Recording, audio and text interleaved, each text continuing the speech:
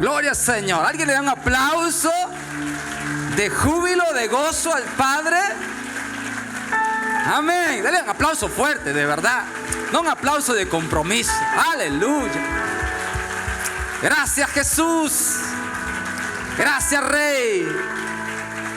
Gloria a Dios. Puede tomar su lugar. Amén. Mire qué privilegio de estar en esta casa en esta mañana, de poder venirnos acá y adorar al Señor. Estamos bendecidos, ¿sí? Bendecidos en Cristo Jesús. En Él somos ya más que bendecidos. La semana anterior estuvimos compartiendo un tiempo especial y hoy vamos a continuar un poquito con lo que hablamos la semana anterior. Usted bienvenido a esta casa. Si usted viene por primera vez hoy, usted bienvenido a este lugar. Yo quisiera que usted pueda abrir su Biblia en el libro de Colosenses. Si usted por alguna razón no pudo venir la semana anterior, estamos hablando un tema que tiene que ver con la reconciliación. Y en la Biblia, en la Escritura, hay muchas oportunidades donde el Señor relaciona la vida de Jesucristo, la obra redentora de Jesucristo, la relaciona con el matrimonio. Y en muchas oportunidades en la Escritura, el mismo apóstol Pablo menciona y hace referencia a lo que es la boda, a lo que es la relación de pareja, y también hace una referencia con respecto a lo que es Jesucristo como cabeza. Y entonces en matrimonio, los que estamos casados o los que están en noviazgo van a entender muy bien el tema de la reconciliación. Los que han tenido también una relación afectiva en su vida con algún socio o algún amigo o algún familiar, también lo pueden entender súper bien, que cuando no hay ese elemento de la reconciliación, uno anda así como que algo falta, ¿verdad? Pero cuando se da ese elemento de la reconciliación, cuando nos pedimos perdón en el matrimonio, en la pareja, en las amistades, en las sociedades, en lo que estemos desarrollando, cuando avanzamos y nos pedimos perdón, se descarga un montón de cosas y la relación comienza a fluir como era antes. Y mucho de eso es el proceso que Jesús ha hecho en nuestras vidas con respecto a la reconciliación. Y hablamos acerca de eso la semana anterior, pero abordamos otros temas, porque no es solamente el tema de la reconciliación, sino que abordamos otros temas que tienen que ver con lo espiritual en el término angelical y esas dimensiones. Y hoy queremos abordar un poquito más el tema, pero vamos a seguir leyendo en Colosenses el capítulo 2, el versículo 8 en adelante. Vamos a tratar de leer unos 7 versículos y si el tiempo nos da, vamos a tratar de ahondar en ellos. Así que por favor busquen su Biblia, libro de Colosenses capítulo 2, versículos del 8 en adelante. Leo para ustedes. Mirad que nadie os engañe por medio de filosofías y huecas sutilezas. ¿Sí estamos ahí? ¿Sí todos? ¿Sí? Mirad que nadie os engañe por medio de filosofías y huecas sutilezas, según las tradiciones de los hombres, conforme a los rudimentos del mundo, y no según Cristo, porque en Él habita corporalmente toda la plenitud de la deidad. Y vosotros estáis completos en Él, que es la cabeza de todo principado y toda potestad. En Él también fuisteis circuncidados con la circuncisión no hecha a mano, al echar de vuestros cuerpos pecaminosos carnales la circuncisión de Cristo. Verso 12 dice: sepultados en Él en el bautismo, en el cual fuisteis también resucitados con Él mediante la fe en el poder de Dios que lo levantó de los muertos. Verso 13: y a vosotros, estando muertos en pecados y en la circuncisión de vuestra carne, os dio vida juntamente con Él, perdonándonos todos los pecados, anulando el acta de los decretos que había contra nosotros, que nos era contrario, quitándola de en medio y clavándola en la cruz, y despojando a los principados y a las potestades, los exhibió públicamente, triunfando sobre ellos en la cruz. ¿Qué le parece si oramos? Papá, estamos listos para escuchar tu mensaje, Señor. Háblanos en esta mañana, Señor. Papá, yo te pongo delante de ti para que todo lo que yo vaya a decir sea guiado por tu Espíritu Santo. En el nombre de Jesús, amén. Gloria al Señor. Mire qué versículos más poderosos estos que acabamos de leer nosotros. Son versículos para meditarlos, son versículos para reflexionar en ellos, para estudiarlos. No los puede usted nada más leer ni nada más así como, está interesante, pero no, sino es que usted tiene que profundizar en ellos. Y aquí hay muchísimas verdades que están ahí disponibles para nosotros. Recuerde que estamos viviendo en un tiempo donde todo lo oculto de Dios al Señor le ha placido revelárnoslo a nosotros. Esto es una bendición. ¿Cuántos dicen amén? Es una bendición. O sea, porque en otros tiempos, cuando Jesucristo no había todavía venido a morir por nosotros, había muchos misterios que estaban reservados y ocultos. Pero hoy nosotros tenemos la oportunidad, por medio del Espíritu Santo y por medio de la Escritura, que se nos aclaren todas esas dudas.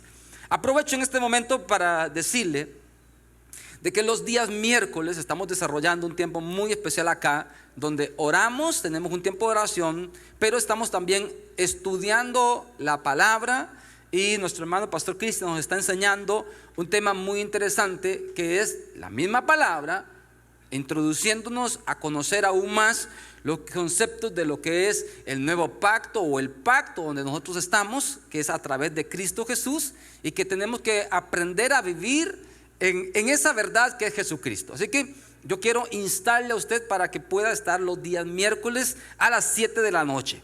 Hay personas que dicen, bueno, pero los miércoles tengo muchas ocupaciones. Sí, yo sé que tal vez sí, pero usted tiene que decir cuál es su prioridad y definir cuáles son sus prioridades, y considerar si usted con solamente un alimento a la semana la pasa bien o ocupa un refuerzo. Yo esperaría que usted diga, sí, bueno, yo voy los miércoles al estudio bíblico porque también me ocupa el aprender de la palabra del Señor. Dice la Escritura, y vuelvo a los versículos que recién leímos: mirad que nadie os engañe. No puedo, mis amados, abordar todo el tema anterior, porque si entro a hacer un resumen del tema anterior, ya me conozco, voy entonces a predicar casi que lo mismo que la semana anterior. Entonces no voy a hacer como una especie de resumen, sino que voy a ir directo acá. Quizás en algún momento me pueda referir. Lo otro es de que ya el tiempo va avanzando, tampoco quiero ser tan incómodo con ustedes en el tiempo que usted tiene presupuestado. Yo trato de ser bastante responsable con el factor tiempo. Dice la Escritura, el apóstol Pablo dice, que nadie los engañe a ustedes. Esa responsabilidad reposa en cada uno de nosotros.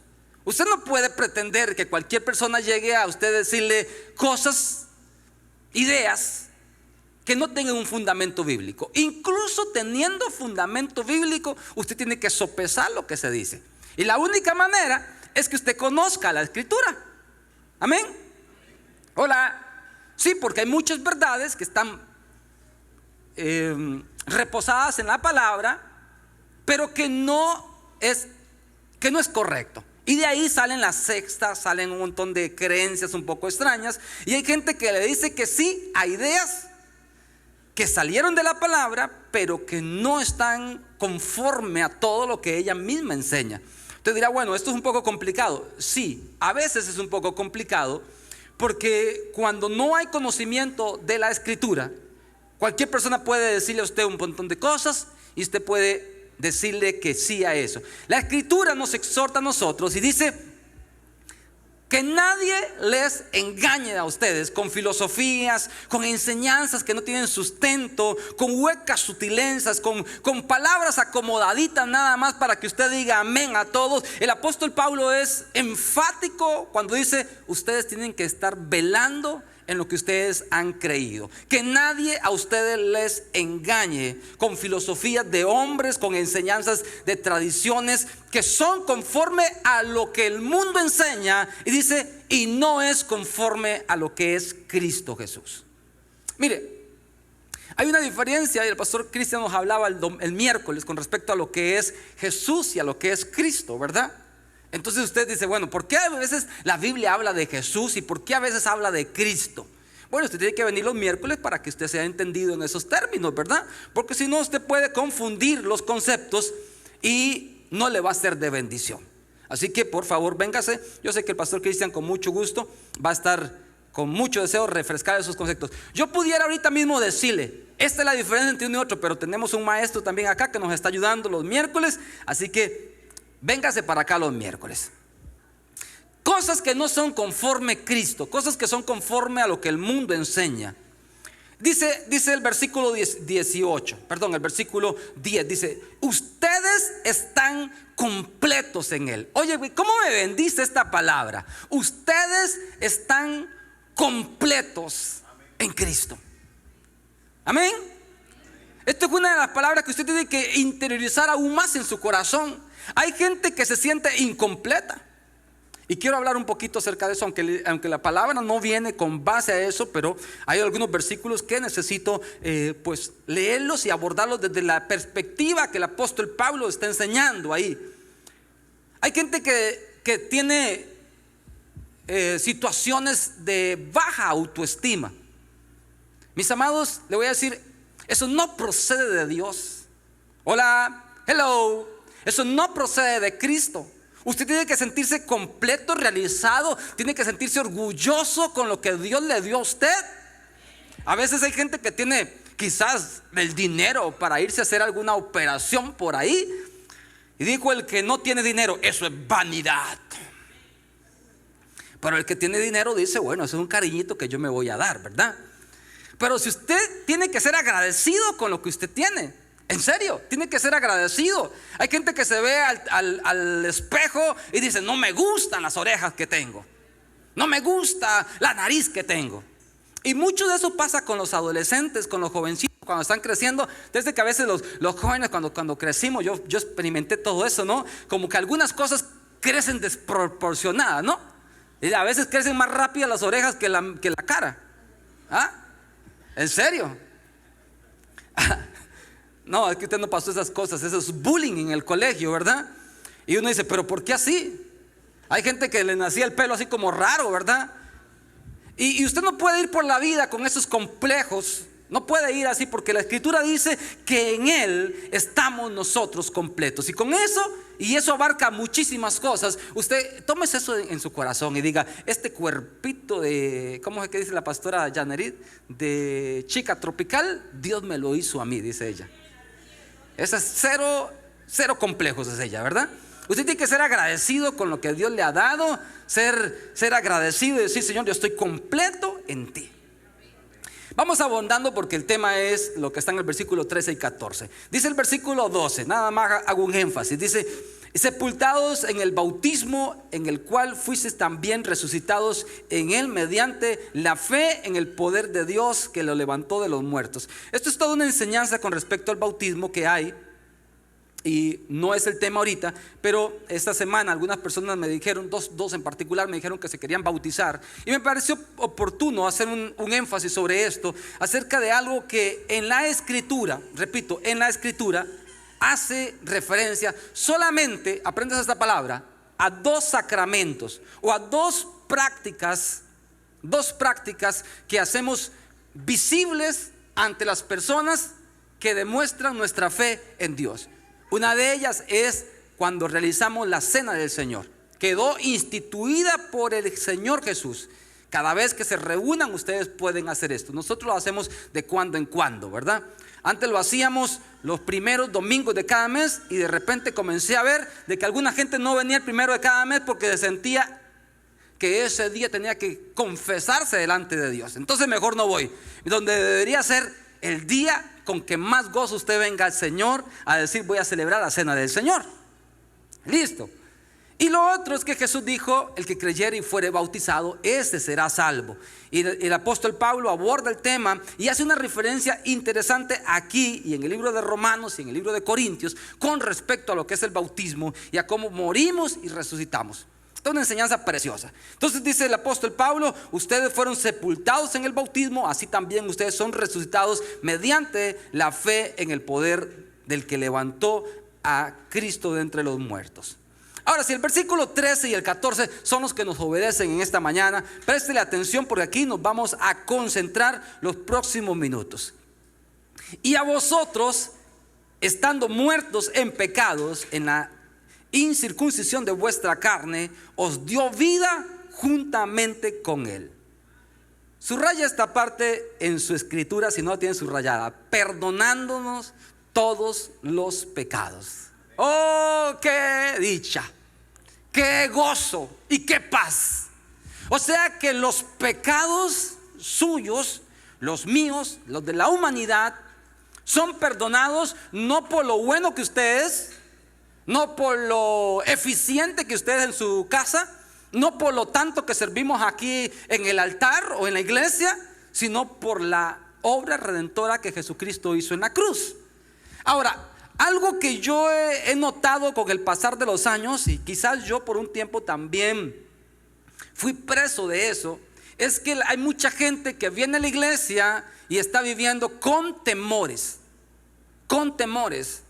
¿Qué va a pasar mañana? ¿Qué va a pasar mañana? Yo me encuentro con personas que dicen: ¿y si me botan del trabajo? Hay gente que pasa atormentada la vida. Atormentada. Hace un tiempo atrás conocí a una persona y yo no podía creer lo que me decía. Fui a una entrevista con esa persona porque íbamos a ver un tema de trabajo netamente laboral. Y me dice: todos los días cuando llego acá, enciendo la computadora, el temor más grande es de que no tenga mi código para entrar, porque significa que me despidieron. Y yo digo: ¿en serio? Sí, dice, y a veces pongo la clave incorrecta y me tiembla todo. Y yo no podía creer eso. Y después me di cuenta que hay un montón de personas que están en ese mismo miedo, que dice: ¿y si me despiden? ¿Qué voy a hacer? Viven con miedo. Y hay gente que vive con miedo de la salvación. Hola, hello, iglesia amada. Hay gente que vive con miedo en la salvación. Yo quiero que a partir de hoy usted comience a descansar. Cristo Jesús ya le perdonó a usted. Usted está escondido en la mano de Cristo Jesús. Algunas personas no quieren aceptar esto. Es como cuando alguien va al médico. ¿Te ha visto cuando alguien va al médico y llega y el médico le dice: no, usted está sana? ¿Pero cómo, doctor? Pero me siento mal. No tiene nada.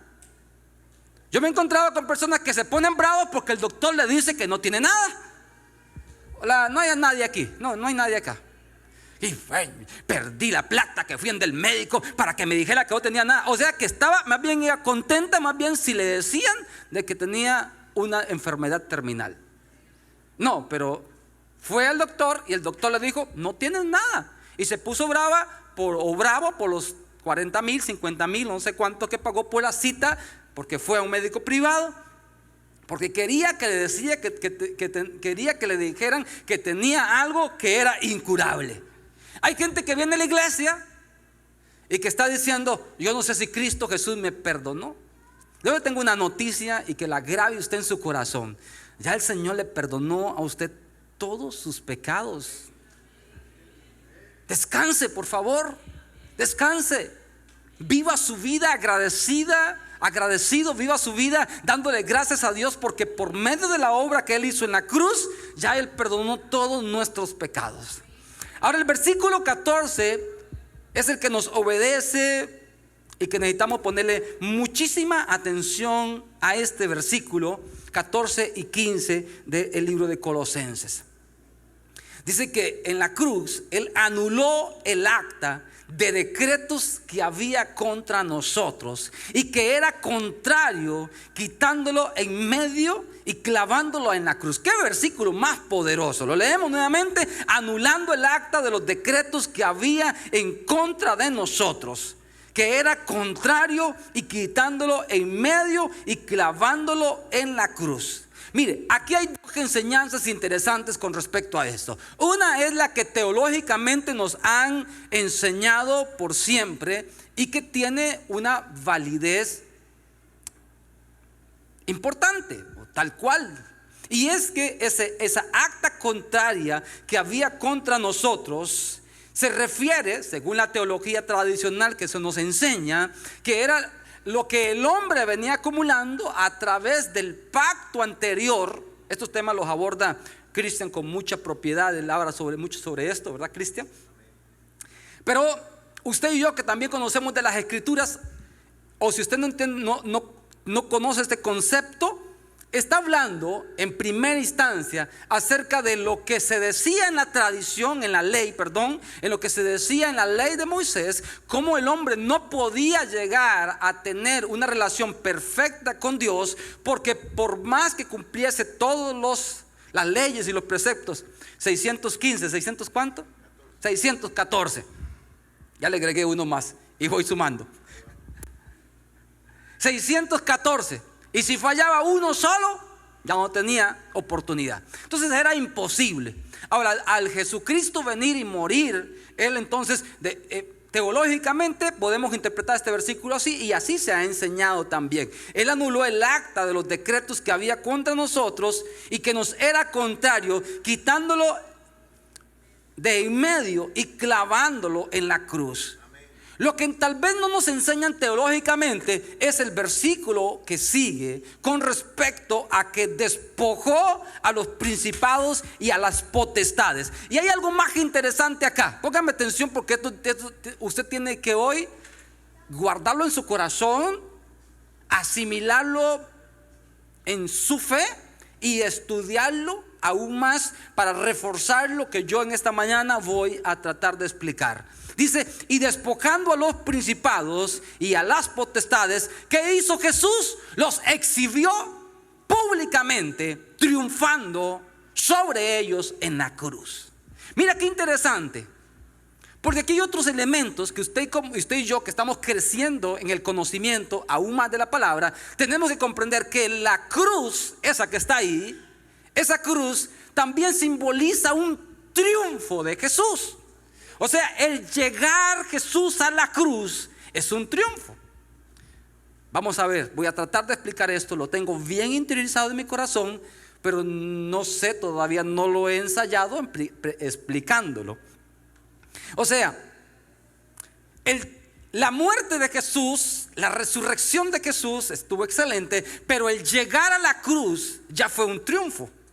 Ahora, ¿qué es lo que pasa? Aquí yo escribí varias cosas importantes y voy a tratar, y tengo bastante material, pero no se preocupe que no estamos corriendo tampoco. Cuando Jesús va a la cruz, Él nos reconcilia. Solamente el hecho de que Jesús llegara a la cruz ya era una victoria. Dice la Escritura, vuelvo a repetir, quiero ser enfático en esto, no quiero hablar con sutileza nada más o con elocuencia, quiero hablar con lo que dice la Escritura. Dice que cuando Él llegó a la cruz, triunfó sobre todos estos principados y potestades, y además de que triunfó, los exhibió públicamente cuando llegó a la cruz. Entonces nosotros tenemos que hacernos algunas interrogantes para comprender un poquito este calvario que hubo de Jesús al llegar a la cruz. O sea, tan importante era. Sí, muy, muy importante. ¿Sabe que cuando Jesús viene a la tierra, cuando Jesús llega aquí a este planeta, voy a comenzarle a hablar algunas cosas importantes desde esta óptica. Cuando Él llega aquí, Jesús no se presenta como el Hijo de Dios corporalmente hablando, con una belleza incalculable en ese momento, así en un abrir y cerrar de ojos, sino que él pasa todo un proceso desde que es fecundado en el vientre de María, nace como un bebé, corretea por ahí como cualquier bebé, probablemente desobedece, así como desobedeció cuando se fue para el templo, ¿verdad? Creció como un bebé y el enemigo, Satanás, no sabía que ese niño era el Hijo de Dios. ¿Sabe cuándo fue que Satanás se dio cuenta que aquel muchacho que ya era un hombre con 30 años aproximadamente era el Hijo de Dios? ¿Sabe cuándo fue que Satanás se dio cuenta? Por lo menos registro bíblico. Cuando el Espíritu Santo lleva a Jesús al desierto para ser tentado por el maligno. ¿Recuerdan ese pasaje? Yo se lo voy a leer a usted en este preciso momento. Dice la escritura de la siguiente manera. Lucas capítulo 4 versículos 5 al 8. Y le llevó el diablo a un monte alto. Esto es interesante, a mí esto me tiene apasionado impresionantemente. Y le llevó el diablo, no estoy apasionado por ese fulano, estoy apasionado por lo que dice la escritura. Y lo llevó el diablo a un lugar, a un monte alto. Y le mostró en un momento todos los reinos de la tierra. Estamos en Lucas capítulo 4 versículos 5 al 8. Y le dijo el diablo: a ti te daré toda esta potestad y la gloria de ellos, porque a mí me ha sido entregada y a quien quiero la doy. Si tú postrado me adoras, todo será tuyo. Yo quisiera ver si los hermanos, yo sé que estamos con la computadora que a veces se atrasa un poquito, pero quisiera que por favor me pongan ese versículo, porque yo quiero que quede una evidencia para aquel que no lo leyó. Lucas capítulo 4 versículo 5 al 8, por favor. Vamos a leerlo nuevamente, porque esto es demasiadamente interesante. Yo le dije anteriormente que el apóstol Pablo dice que nadie los engañe a ustedes con huecas sutilezas conforme al conocimiento del hombre. Entonces usted tiene que leer la escritura, porque yo le pude agregar un montón de cosas lindas ahí para acomodarlas. Usted tiene que leerlas, y si usted dice: pastor, ahí no dice semejante cosa, te levante la mano con toda confianza. Esto no es un auditorio cerrado, ¿sí? Nada más que a veces varía dependiendo de la versión, pero estamos en la Reina Valera 60. ¿Listo? Dice: y lo llevó el diablo a un alto monte y le mostró en un momento todos los reinos de la tierra. Verso 6. Y le dijo el diablo: a ti te daré toda esta potestad y la gloria de ellos, porque a mí me ha sido entregada y a quien quiero la doy. Verso 7. Si tú postrado me adoras, todos serán tuyos. Óyeme, qué atrevimiento de ese fulano, ¿verdad? Qué atrevimiento. Y yo tengo algunas preguntas acá interesantes.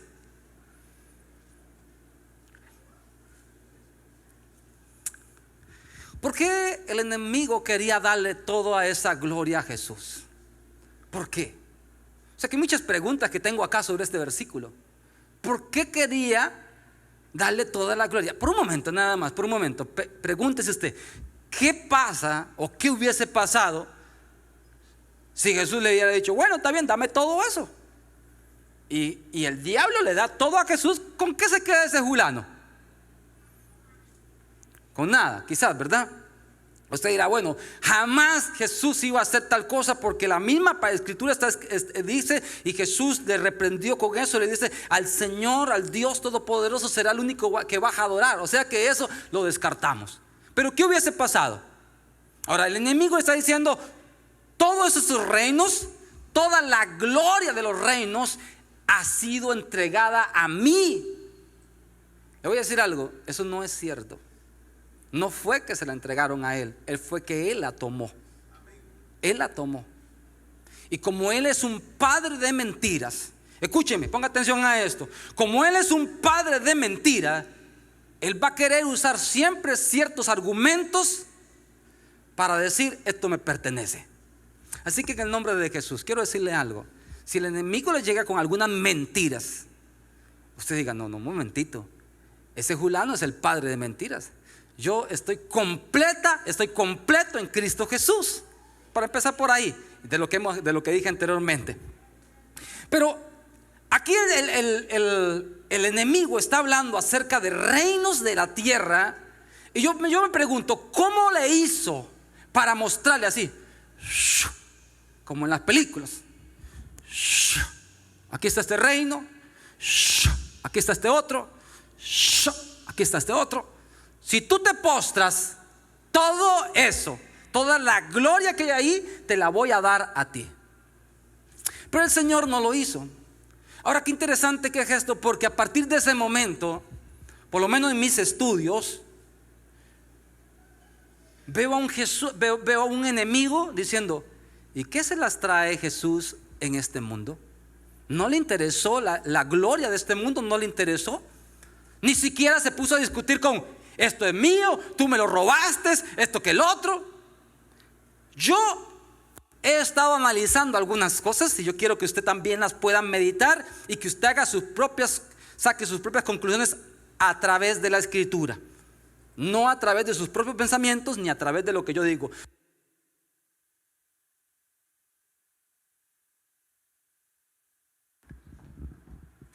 Ayuda idónea. Gloria al Señor. Que usted pueda decir: mira, eso que el pastor estaba hablando tiene cierto fundamento conforme a lo que la Escritura así dice. Usted sabe que después de eso, el enemigo dice: bueno, ¿y ahora qué se las trae Jesús? Porque no quiso la gloria, no quiso todo lo que yo le ofrecí. ¿De qué se trata el juego? Porque ya estoy viendo que este es el Hijo de Dios. Porque los demonios lo veían y le dice: ¿qué tienes tú conmigo, hijo de David? Has venido antes de tiempo a atormentarnos. ¿Recuerda cuando echó a los demonios de aquel hombre que estaba en Gadara y lo mandó a los cerdos? Los demonios reconocían que ese era Jesús, pero el maligno estaba diciendo: ¿qué se las trae Jesús? ¿Cómo es que el asunto?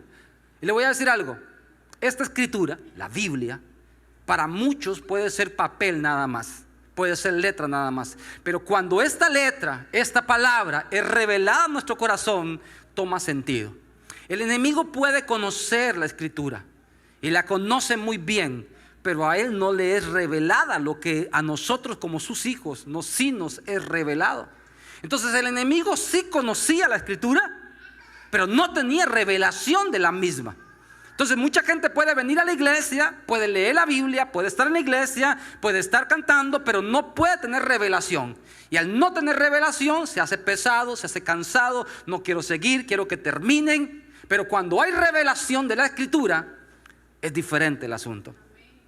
Entonces en un momento el enemigo dijo: bueno, ese es el Hijo de Dios, yo sé que es el Hijo de Dios, vamos a ver cómo hacemos para eliminarlo de este planeta, porque algo se las trae.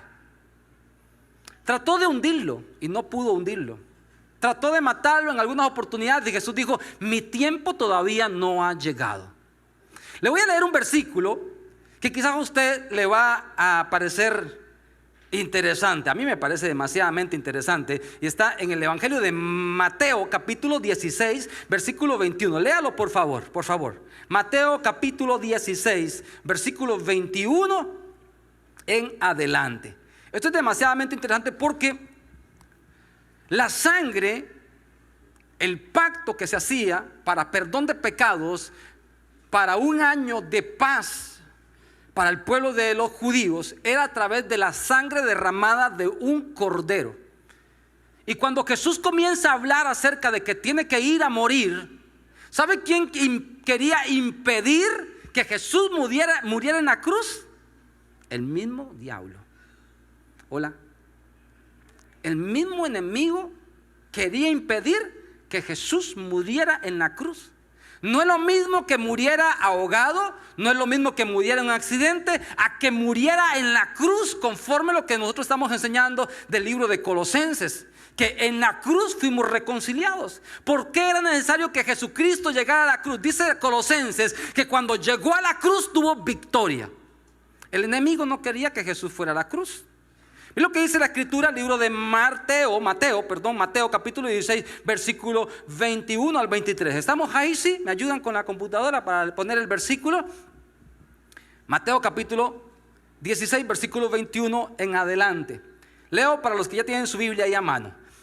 Desde entonces comenzó Jesús a declarar a sus discípulos. O sea, llegó un momento donde él dijo abiertamente qué es lo que iba a pasar con él. Desde entonces comenzó Jesús a declarar a sus discípulos que era necesario ir a Jerusalén y padecer mucho de los ancianos y de los principales sacerdotes y de los escribas, y ser muerto y resucitar al tercer día. ¿Lo está leyendo conmigo? ¿Sí? Ok. Verso 22 dice: entonces Pedro, tomándola aparte, comenzó a reconvenirle diciendo: Señor, ten compasión de ti, en ninguna manera te acontezca esto. Verso 23, pero él, hablando Jesús, pero él, volviéndose, dijo a Pedro: quítate delante de mí, Satanás. Hola, qué interesante. Quítate delante de mí, Satanás, porque me eres tropiezo. Porque tú estás poniendo las cosas, estás poniendo la vista en lo que está pasando acá, pero las cosas no son de esa manera. Ahora présteme su atención acá, por favor, un momentito. El enemigo dijo: oye, si Jesús va a la cruz, si este Hijo de Dios va a la cruz, ya estoy entendiendo el plancito de Jesús. Ya estoy entendiendo la obra redentora que Él quiere hacer. O sea, no es solamente que muera en un accidente, no es solamente que muera ahogado, es que si muere y derrama toda su sangre, entonces la sangre es la que se ofrece en perdón por los pecados a toda la humanidad. Entonces el apóstol Pablo dice que cuando Jesús fue a la cruz, el llegar a la cruz ya fue un triunfo. ¿Estamos acá todavía? El llegar a la cruz fue un triunfo. Esto cobra sentido cuando vemos a Pilato diciendo: no, pero ¿para qué lo vamos a crucificar? Hola, ¿para qué lo vamos a crucificar? No tiene sentido. Este hombre no ha hecho nada malo. En mi escritura, en mi Biblia, a mí me enseña que o que estamos con el Señor o que estamos separados de Él. Y Pilato era un hombre que estaba bajo el régimen y estaba siendo como el guía del Imperio Romano. Y hay gente que cree que a Jesús la misma iglesia lo condenó, la misma religión lo condenó. Le voy a quitar algo de su mente. Nadie lo condenó, ni nadie lo crucificó. Él mismo voluntariamente fue a morir por sus pecados y por mis pecados. Oh, es que le hicieron los religiosos. Lo predicamos a veces para acomodar las ideas, y en cierta manera pues es parte de lo que se nos ha enseñado. Pero en realidad Él vino y acomodó todo para que esa misma gente lo crucificara, para que su sangre fuera por perdón de nuestros pecados. Si no hubiese sido de esa manera, mis amados, la historia fuera totalmente diferente. Porque el Antiguo Testamento, el pacto que había sido sellado con sangre, la única manera que se cumpliese fuese también a través de la sangre del cordero inmolado. O sea, del cordero que se iba a ser sacrificado en propiciación, en ofrenda por nuestros pecados. Y de ahí, a partir de ese momento, cobra sentido el Jesucristo, que es el tema que nos obedece los días miércoles. Ahora, miren lo que dice la Biblia. O sea, recuerdan, les invito para que lean Juan capítulo 19, cómo Pilato se opone para que crucifiquen a Jesús. O sea, él dice: no, pero señores, no, ¿para qué lo vamos a crucificar? Como el diablo diciendo: no, hombres, si Jesús llega a la cruz, estoy caído. Hay mucha gente que ha dicho, y no sé de dónde sustentan eso, que cuando Jesús fue a la cruz, y cuando estaba en la cruz, que el diablo estaba feliz porque había matado al Hijo de Dios. Al contrario, en ese momento él sabía que el juicio se le estaba haciendo a él. Hay gente, a veces la gente habla cosas que no tienen sentido a la luz de la palabra, iglesia muy amada. Hay gente que dice que cuando las personas van al infierno, las personas que mueren sin Cristo, que van al lugar de tortura, que ahí está el diablo, que ahí están los demonios, ahí están con un tridente punzando a la gente. Yo no sé de dónde sacan eso. O sea, por favor, no caiga usted en ese error. El apóstol Pablo dice: ustedes no se dejen engañar por lo que las tradiciones de los hombres dicen. Eso no es así. Porque en ese lugar, que sí es de castigo y sí es de tormento, quien llegue a ese lugar va a soportar la misma tortura, si cabe el término. O sea, no quiere decir que el demonio tiene un cuerpo diferente y que el fuego especial que está ahí, que no es el fuego que nosotros conocemos, es diferente. O sea que a uno sí le afecta y a otro no le afecta. Como decimos allá en mi tierra, que ya no soy tanto por allá, deje de dormir de ese lado. O sea, no es así como funciona el asunto. Ahora, ¿por qué le digo esto? Porque, bueno, yo tengo mucho aquí con respecto a lo que es a quienes exhibió públicamente triunfando sobre ellos en la cruz, y lo que es el segundo cielo, que es un tema que toda esta semana he estado muy apasionado estudiando más y más con respecto a ese tema, para compartirles a ustedes unos cuantos minutos, y ya veo que se me está haciendo casi que imposible poderles abordar ese tema. Isaías capítulo 53 versículo 5 dice de esta manera acerca de Jesús. Mire qué interesante. Mire qué interesante como dice Isaías capítulo 53 versículo 5. Él, hablando de Jesús, fue herido por nuestras rebeliones, fue molido por nuestros pecados. El castigo de nuestra paz fue sobre él, y por medio de eso ya que nosotros fuimos curados. O sea que en el momento, iglesia amada, en el momento que Jesús va a la cruz, ahí está llevando su pecado, está llevando mi pecado pasado, mi pecado presente, mi pecado futuro. Todo lo está llevando a la cruz, conforme lo que Colosenses a nosotros nos enseña, guiado por el Espíritu Santo al apóstol Pablo, para decir: Él nos ha perdonado de todos los pecados. Todo el castigo de la humanidad,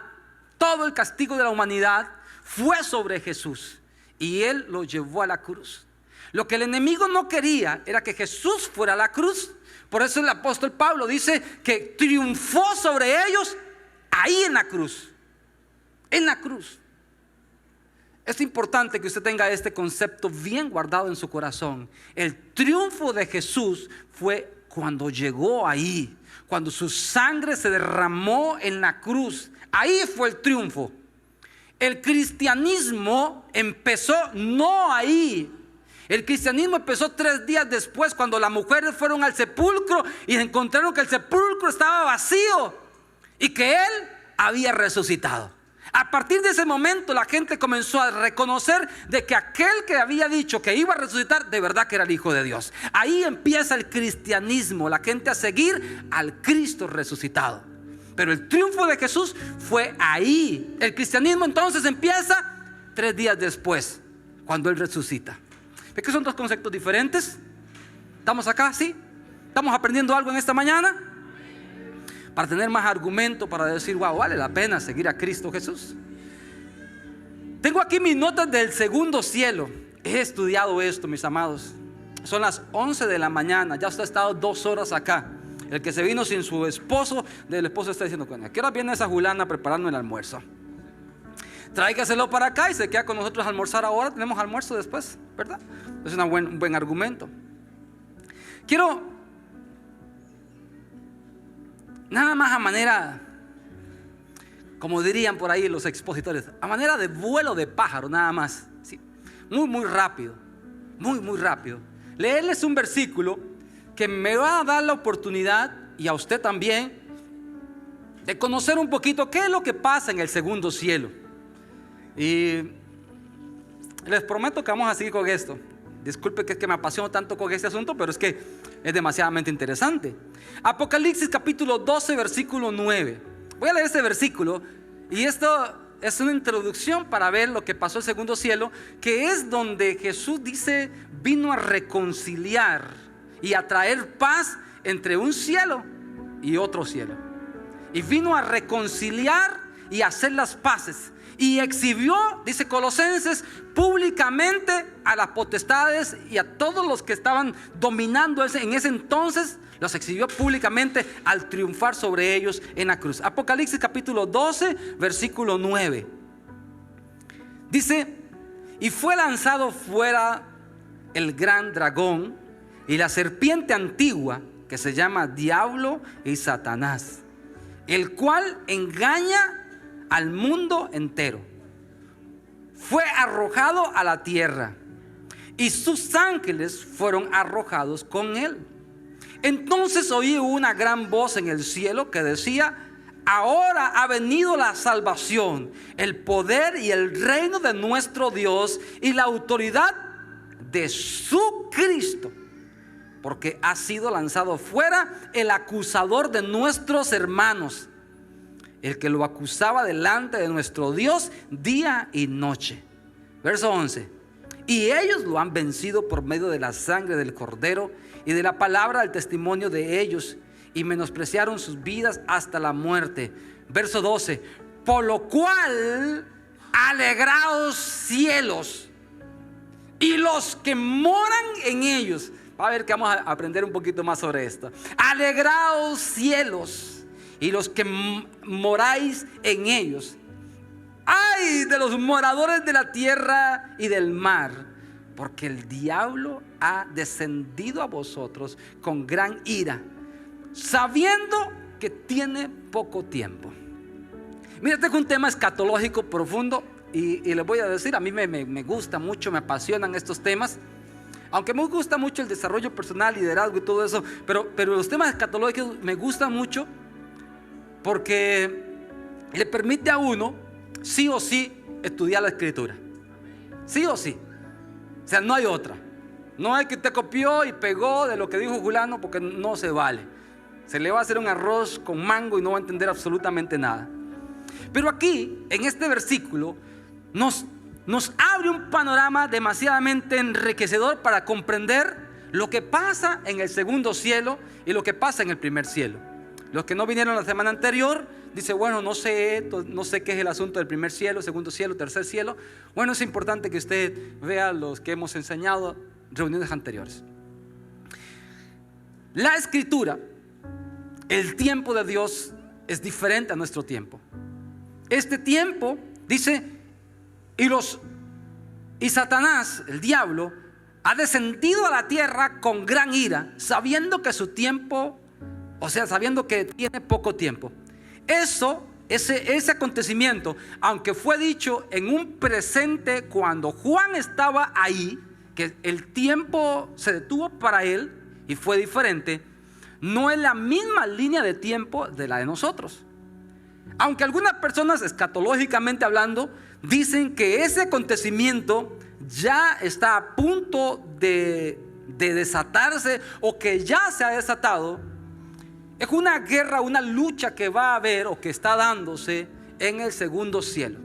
Científicamente hablando, hay una situación que está pasando en el universo y que hay gente que se atreve a creer de que la palabra que Jesús dio hace 2000 años atrás, que para nosotros es literal 2000 años, que en el tiempo de Dios no es así. Que en el tiempo de Dios puede ser una fracción de tiempo nada más. Que ya se está dando esa batalla allá arriba. Y entonces el enemigo habita en todas esas hemisferios, en esas zonas. El próximo domingo voy a abordar más esto. Por favor, nada más esto es un abreboca de lo que vamos a ver el próximo domingo. Pero es necesario hablar todo esto del sacrificio de la cruz, como lo exhibe, como clava el acta de los decretos, que dice que eso es lo que ya usted comúnmente sabe, pero que es importante que usted valore el triunfo que Jesús tuvo ahí. Ahora, se está desarrollando algo interesante. Va a llegar un momento donde el enemigo ya no va a tener espacio en ese segundo cielo. Quédese con esta imagen, por favor. Satanás, el diablo, con todos los aliados, a la gente que él convenció, gente de ángeles, arcángeles de mucho rango, que él convenció para crear un concepto, un sistema diferente donde se le adorara a Él. Él fue echado del cielo donde habita Dios, donde está la plenitud de Dios, en ese, de aquí hacia arriba, en ese tercer cielo. Ahí fue expulsado y nunca más Él va a poder llegar ahí, nunca. Ya para Él hay un juicio. Pero se le permitió, así como algunos otros los encarcelaron. Hablamos un poquito acerca de los 4 ángeles caídos que están encarcelados y que van a ser sueltos al final de los tiempos. A algunos el Señor les permitió de que pudieran estar libremente en otras partes. Y hay principados, hay potestades, hay tronos, hay gobernadores en esas regiones. Y está el mismo enemigo también ahí. ¿En dónde? En ese segundo cielo. Job lo explica bien y dice que un día llegaron los hijos de Dios y también llegó el enemigo a presentarse delante de Dios. ¿En dónde? En ese segundo cielo, no en el tercer cielo donde habita Dios. Pero va a llegar un momento, mis amados, que esto es lo que quiero abordar el próximo domingo, que según dice Apocalipsis, va a llegar un momento donde ni siquiera en ese cielo va a haber espacio para Satanás. Dice la Escritura, no lo digo yo, lo acabamos de leer, Apocalipsis capítulo 12 versículo 9.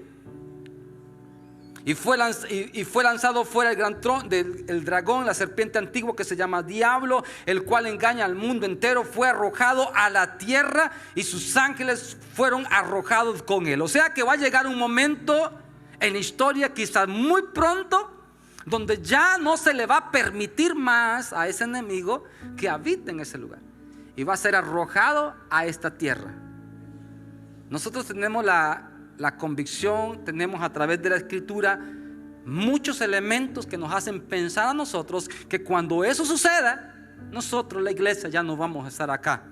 Por eso dice la Escritura, el versículo 12: ay de los moradores de la tierra y de los moradores del mar, porque el diablo ha descendido a vosotros con gran ira. Muchas veces nosotros interpretamos que el diablo no nos puede tocar a nosotros porque el Espíritu Santo está aquí en este lugar, y eso es totalmente cierto.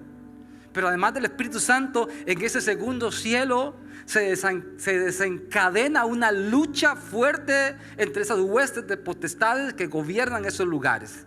Le puedo mencionar el libro de Daniel para que usted comprenda un poquito más a cabalidad de eso. Daniel capítulo 10 versículo 12 en adelante.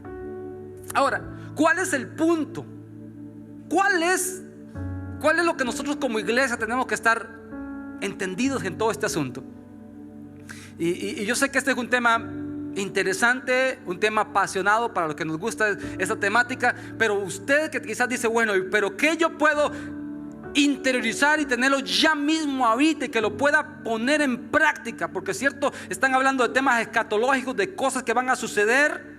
El diablo entonces va a llegar un momento donde ya no va a estar en el segundo cielo, sino que va a venir a esta tierra, y aquí en esta tierra se va a desencadenar una lucha del Armagedón, una situación fuerte. Hombres, el mismo enemigo va a convencer a las naciones para tener la batalla final. Vamos a abordar esto un poquito el próximo domingo. Pero quiero decirle algo, que quedémonos por hoy con el proceso que Jesucristo hizo en la cruz, cuando reconcilió al mundo, cuando reconcilió a la humanidad con Cristo Jesús, con el Padre, perdón. Y yo quiero dejarle 3 figuras para que usted contemple los beneficios que hay en la reconciliación. Y quiero que los asimile. Para concluir esta mañana, que los asimile. Y repito, estoy haciendo un énfasis a lo anterior para que usted lleve guardado esto en su corazón. Beneficios de la reconciliación, 3, muy rápido. Número 1, se disfruta. Si Cristo Jesús a través de la cruz lo reconcilió a usted con el Padre, usted tiene que disfrutar eso. Antes de ese pacto, el pacto anterior que existía, o los pactos anteriores que existieron para la humanidad, el hombre tenía que hacer una serie de liturgias, una serie de cosas para poder tener el favor de Dios. El libro de Hebreos nos enseña a nosotros que ahora por medio de Jesucristo usted y yo tenemos acceso directo al trono de la gracia. Porque Cristo habita en nosotros, porque tenemos la mente de Cristo, porque somos habitación del Espíritu Santo. Eso es demasiadamente grande. Entonces usted tiene que disfrutar el ser reconciliado con Cristo Jesús para con el Padre. Tiene que disfrutarlo. Así como cuando usted tiene un problema en casa con su esposa, con su cónyuge, cuando se reconcilia, ¿qué hace? ¿Usted sigue amargado? No, hombre, usted disfruta. Usted dice, qué dicha, me la perdonaron. ¿Sí o no? O yo soy el único que he pasado por ese valle de lágrimas. No, yo creo que la gran mayoría por ahí, ¿verdad? Se disfruta de la reconciliación. En mis años de juventud había un músico cristiano que escribió una canción que decía que la mejor parte del problema era la reconciliación. Muy interesante. Número 2, se valora. Rápido, se valora. ¿Se valora qué es? El proceso que hubo. Y cuando ya me he reconciliado, yo valoro el tener esa paz, esa armonía, y le doy un énfasis especial. Y número 3, mis amados, se cuida. Entonces, pastor, usted quiere decir que ya Cristo Jesús perdonó todos mis pecados presentes y futuros y de aquí para adelante. Amén. Entonces puedo ir a hacer lo que se me venga en gana. Todo me es lícito, pero no todo me conviene. Eso dice la Escritura. Todo me es lícito, mas no todo me edifica. Y no me dejaré guiar por las cosas de este mundo. ¿Sabe que cuando yo entiendo el poder de la reconciliación, yo cuido ese privilegio que tengo? Y con más ganas me enamoro de Jesucristo. Con más ganas quiero estar cerca de Él. Con más ganas quiero venir a la iglesia. Con más ganas quiero buscar la santidad. Con más ganas quiero venir a los estudios de la palabra. Con más ganas quiero estar con aquellos que están buscando el rostro de Jesús. Hay gente que dice, bueno, pero pastor, cuando se predica el asunto de que ya todos los pecados son perdonados, eso abre una gran puerta para que la gente vaya a hacer lo que quiera hacer. Al contrario, cuando tengo esa revelación, me apasiona más estar con mi papá. Me apasiona más estar con Dios, porque yo sé que en Él todas las cosas ya son hechas a mi favor.